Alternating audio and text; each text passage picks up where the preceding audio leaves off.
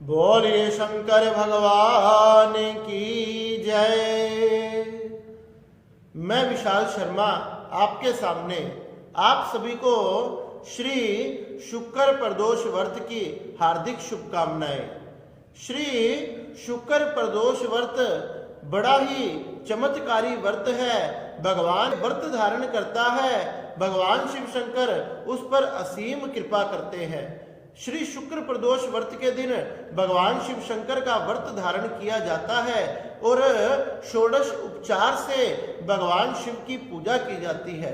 संध्या काल के समय, प्रदोष काल के समय भगवान शिव के मंदिर में जाएं तथा अनेक प्रकार के पुष्पों से, बेल पत्रों से, आक धतूरा आदि से, फलों से, विभिन्न प्रकार के पुष्पों से, फलों से, इत्र से, अनेक प्रकार की रोली मोली, चंदन, लौंग, इलायची, पान आदि से, मेवाओं से भगवान का पूजन करें। भगवान शिव शंकर पंचामृत के अभिषेक से अति प्रसन्न होते हैं। इसलिए शुक्र प्रदोष व्रत के दिन प्रदोष काल में हमने इस व्रत को धारण करना चाहिए। भगवान शिव शंकर जो ये व्रत धारण करता है उस पे असीम कृपा करते हैं तथा भगवान शिव शंकर उसके सारे भंडार भर देते हैं। उसके घर में अन्न जल आदि की कोई कमी नहीं रहती और तो और भगवान शिव शंकर उसके सभी रोग आदि को, व्याधि आदि को काट देते हैं।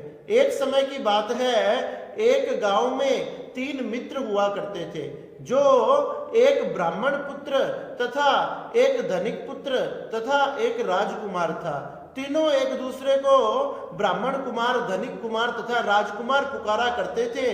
तीनों हमेशा साथ रहा करते थे।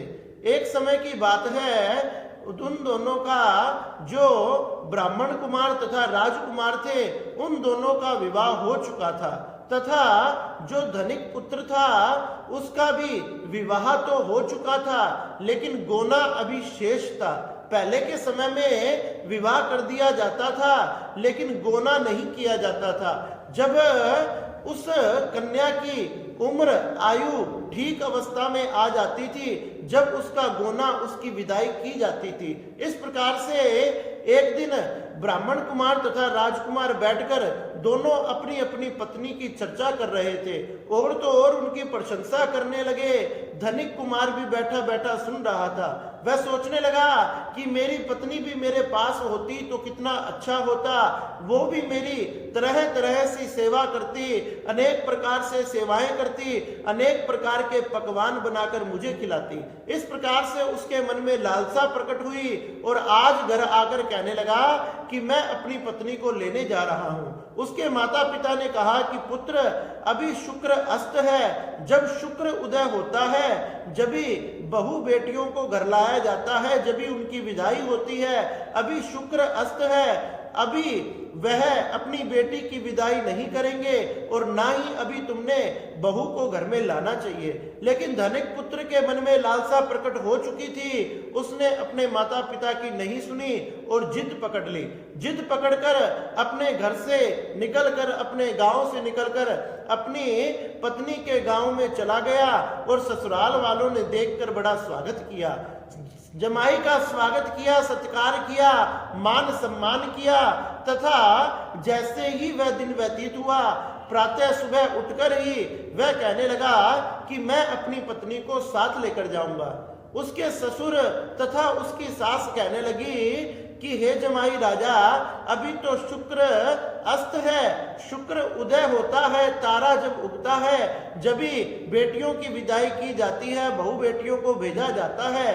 कभी भी शुक्र अस्त में विदाई नहीं की जाती, नहीं तो कोई ना कोई अनहोनी, कोई ना कोई संकट आ जाता है। लेकिन धनिक पुत्र बिल्कुल नहीं माना। वह कहने लगा कि माता पिता आप चिंता मत करो, कुछ गलत नहीं होगा, हम दोनों एक दूसरे के साथ हैं, आप कृपया कर मुझे जाने दे। सास ससुर ने बार बार समझाया, लेकिन धनिक पुत्र की जिद के आगे सास ससुर की एक ना चली और वह अपनी पत्नी के साथ अपने ससुराल से विदा लेकर अपने गांव की तरफ जाने लगा। जब अपने गांव की तरफ जाने लगा तो उसने क्या देखा, धीरे धीरे चलते चलते उसकी बैलगाड़ी का एक पहिया टूट गया। जब एक पहिया टूट गया, उसकी पत्नी कहने लगी, देखो माता पिता मना कर रहे थे, फिर भी देखो एक अनहोनी हो गई। उसका पति कहने लगा, तुम चिंता मत करो, अभी किसी को बुलाकर लाता हूं, वो सही कर देगा। जब किसी को बुलाकर लाया, उसने सही कर दिया, तो क्या हुआ, जैसे लगे आगे बढ़ने लगे, जैसे ही आगे बढ़ने लगे, अब तो उसके बैल की एक टांग टूट गई। बैल की टांग टूट गई। पत्नी ने फिर समझाया, देखो हमने गलत समय में आए हैं, इसलिए अनेक प्रकार के संकट आ रहे हैं। इस प्रकार से फिर भी वह समझने लगा कि यह ऐसा कुछ नहीं होता, जो लिखा है वही होता है। वह अपनी पत्नी के साथ पैदल ही आगे बढ़ने लगा। तो जैसे ही अपने गांव की सीमा में प्रवेश करने वाले थे, गांव की सीमा में प्रवेश करते समय उसके पति को सर्प ने काट लिया। जैसे ही पति को सर्प ने काट लिया, अब तो उसकी पत्नी ने शोर मचाया, आसपास के गांव के सभी लोग आ गए, इकट्ठे हो गए और उसे उठाकर उसके घर ले गए। जब घर ले गए तो वेद को बुलाया गया, उसने अनेक प्रकार की औषधियां लगाई, उपचार किया, तथा वह कहने लगा, ये ज्यादा से ज्यादा 3 दिन तक ही जीवित रह सकता है, इसके बाद इसको बचाना असंभव है, ये जीवित नहीं रह पाएगा। तथा उसके माता पिता तथा पत्नी को बड़ी चिंता हो गई। अरे धीरे धीरे ये खबर पूरे गांव में फैल गई और उसका मित्र जो ब्राह्मण कुमार था, उसको भी ये खबर का पता चला। वो शीघ्र अतिशीघ्र अपने धनिक के घर आया और धनिक के आकर कहने लगा कि मित्र, मैंने तुम्हें समझाया था, तुम्हारे माता पिता ने भी समझाया था कि शुक्र अभी अस्त है, शुक्र उदय में ही बहन बेटियों की विदाई होती है, पत्नी को घर लाया जाता है, तुमने शुक्र का अपमान किया है। उनके माता पिता को कहने लगा कि धनिक को और उसकी पत्नी को इसी समय इनके मायके भेज दो तथा इनके सास ससुर से तथा इनकी पत्नी से शुक्र प्रदोष व्रत को करवाओ। अगर ये शुक्र प्रदोष व्रत धारण करेंगे तो भगवान शिव शंकर की कृपा से इसकी आयु बढ़ जाएगी, ये जो अकाल मृत्यु का संकट आया है वो टल जाएगा। ब्राह्मण कुमार की बात सुनकर धनिक के माता पिता ने उसको तथा उसकी पत्नी को उसके ससुराल भेज दिया तथा वहां जाकर मायके में पत्नी के माता पिता ने, पत्नी ने भगवान शिव की आराधना की, षोडश उपचार से भगवान का पूजन किया, पति ने भी भगवान शिव के मंत्र का जाप किया और प्रदोष काल में भगवान की पूजा की। भगवान की पूजा की, भगवान का व्रत धारण किया, भगवान की कथा को सुना और भगवान की कृपा से, भगवान के आशीर्वाद से भगवान शिव शंकर ने ऐसी कृपा करी कि उसके पति के ऊपर जो अकाल मृत्यु का संकट आया था वो टल गया। अब तो वह टल गया और कुछ दिनों बाद ही शुक्र उदय हो गया। अब तो धूमधाम से गाजे बाजे के साथ अपनी पत्नी को अपने गांव में लेकर गया तथा शुक्र प्रदोष व्रत को रखने लगा। सभी लोग इस व्रत को करने लगे।